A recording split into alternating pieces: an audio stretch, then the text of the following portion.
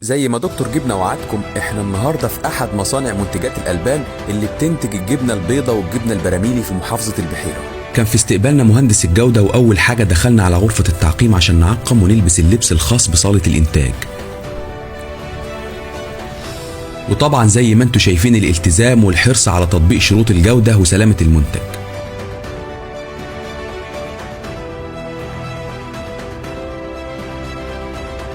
أول حاجة دخلنا على منطقة استلام اللبن اللي فيها بياخدوا عينة عشوائية عشان تتحلل، ولازم تكون مطابقة للشروط التصنيعية قبل ما بيتم سحبها على تنكات التسخين الكبيرة دي. شايفين يا جماعة الحجم والإمكانيات والنظافة؟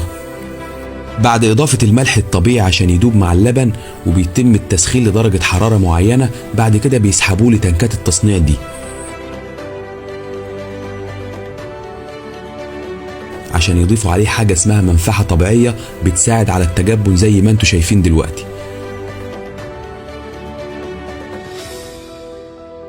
دلوقتي يا جماعة حصلت عملية التجبن وبقى زي اللبن الرايب كده بالظبط.